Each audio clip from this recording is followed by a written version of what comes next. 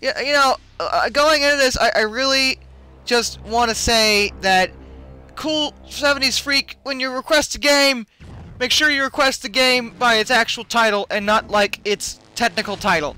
And by that I mean Gex Enter the Gecko is in fact not the first Gex game like I thought it was when I was little, because it didn't have a 2 after it. And you requested this as Gex 2, so I looked up Gex 2 and couldn't find it.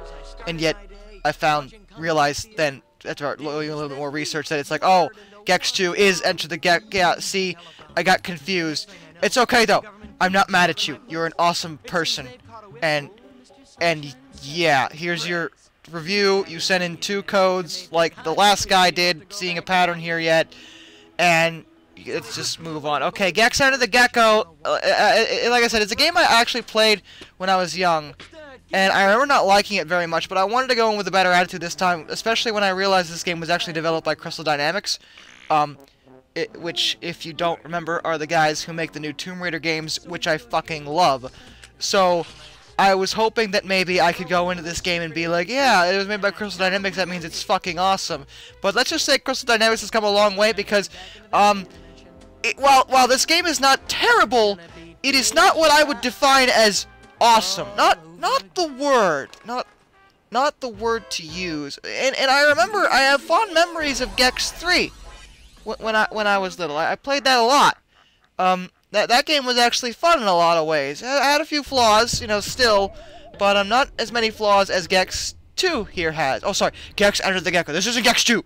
It's Enter the Gecko. There's no 2 after it. I can't stress that enough. Sorry, I'm still a little bitter about having to do extra work to find the stupid game because they couldn't title it like Sane People or something. Whatever. Okay. From a graphical and sound perspective, the game is actually pretty good. It looks really nice on the PlayStation, which is the version you're seeing. There is apparently a version on the N64. Don't know how that one is. But this is the PlayStation version, and as you can see, it looks pretty good. It does. The sound is great. The music I like a lot. My only real complaint with the sound is, while Gex's voice acting is technically fine, Gex has a nasty habit of making random pop culture references, and while occasionally they'll be a little funny, sometimes they're like completely out of left field and have like nothing to do with what's happening or the theme of it, or the theme of the level he's in.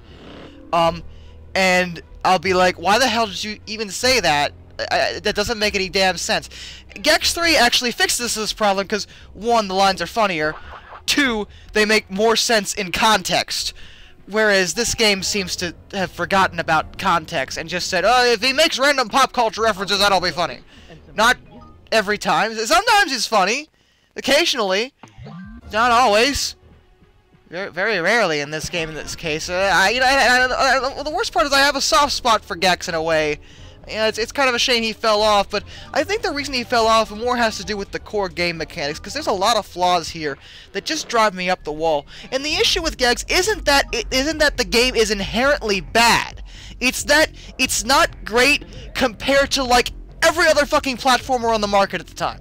Because you have to consider this came out, on the original PlayStation, which had Spyro and Crash Bandicoot. And another version of the game came out in the N64, which had frickin' Mario 64, Banjo-Kazooie, which I didn't care for, but it was a good platformer. Donkey Kong 64, Conker. I mean, it had a lot of competition when it came to the platforming department, and Gex isn't as good as basically any of those, except maybe Banjo. But that's because I don't like Banjo. So that's an opinion sort of thing. But like from a mechanics perspective, from a control perspective, it's not even as good as Banjo because the controls with Gex are a little loose. And it can be very difficult to control at times, which drives me up the wall. They didn't even really fix that in 3. It was still the same basic controls in 3. And while you can control them once you get used to it, the controls aren't nearly as impressive as, again, basically every other platformer you could conceivably play at the time. And when you're dealing with, a competitive market like Gex was dealing with, it's no wonder he fell off. That, I feel, is Gex's biggest problem. But actually, there's one other thing about Gex that actually drives me up the wall. Okay, the main point of Gex is to progress to defeat, Rez. You're in the media dimension, and you have to kick this guy's ass, and he's evil, and shit. And to progress, you have to collect TV remotes. Okay, fine. That's okay. That's good. the problem I have with this is that, you jump into each level through TV screens and you go and get a remote. But the problem is whenever you pick up a remote, you leave the level. And then you have to go back in to get the other remotes. And usually there's usually 3 in each level, sometimes there's only 2. But the point is that every time you get a remote, you have to leave and then restart the entire level and then go back and get a different remote. And granted, getting the remotes themselves, I don't really have that an issue with. I mean, it's another collectathon, but at least there's different tasks to complete to get each remote. There's a set goal that I can see, so I respect it a bit more in that regard, but having me trape through the same level over and over and over again just to get one remote at a time is really, really, really irritating. It's padding is what it is. I don't understand this. Why can't I just get every single remote on one run? Why can't I just, go into a level and focus on getting all 3 remotes at the same time? What's the problem with that? Is that such a bad thing? I mean, it doesn't feel like this game would be that short even without the padding. So, I can't think of a single other game that gave me this sort of crap. Like, the only thing I could think of, that was sort of similar was in Spyro Year of the Dragon, the 3rd Spyro game where you were getting the dragon eggs, but then, if you couldn't get an egg in a level, it was because that you had to get a different ability and come back later with a new ability or a new character or something. But here, it's just, oh, you got a remote? Oh, you have to leave now. What the fuck? And the bosses, the other thing about this game is that it's really easy, which makes it very easy to get bored. Because, the bosses and the core game mechanics really aren't that tough once you get used to the controls. And it can make for a very dull experience if you're not really, really into platformers. Another problem I have is that Y is one of the first levels, a level that freaked me out as a kid. I have issues with ghosts, Gex. Why? Is there a horror? In fact, there's more than one of the same themed level, like right after each other. Like you get through the first area, then one of the next areas is another freaking horror themed level. The fuck? You ran out of ideas that quickly? I really? And I get that there's usually areas in platformers that have a similar theme, even though they're different levels, and that's fine. But Gex is sort of built around the idea that each, area would be completely different. That's what Gex 3 went with. I don't remember that many repeats in that, or any for that matter. Why is there repeats here? I don't know. It may sound like I'm bitching about the game and talking about like it's awful. It's not. And honestly, if you're really into platformers, especially old school platformers, and can get used to the controls and the camera, which also isn't great, it's not a bad game by any stretch of the imagination. I just don't think it's as good as basically any other platformer you could play on the same platform. That's all I'm saying.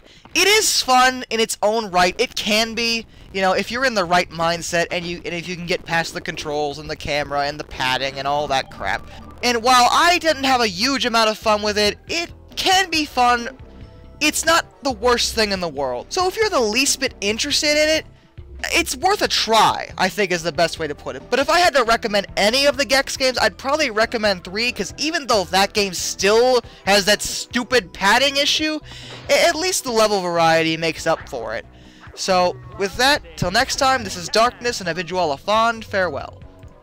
Alright, I just recently got a complaint that apparently my end slate's been too long, and that's a terrible thing, so we're gonna correct it this time. We're gonna go right now. To your lower left, you're gonna find a video, and it's fucking awesome, and you should click on it. To your lower right, there's a video, and it's fucking awesome, you should click on it. Above me are my Patreon supporters, and they're awesome, and you can't click on them, but they're awesome. I just thought I'd point it out. If you click on me, you'll subscribe to me, and you should do that because, especially if you like this video. Speaking of liking, if you look down below the video, you'll find a like and dislike button. You should click the like button if you liked it, and a dislike button if you didn't. Really appreciate that like though. It'd be very nice of you. In the description you'll find Facebook, Twitter, Patreon, all that good stuff, which you can also click on. A lot of stuff to click on as you notice. BAM!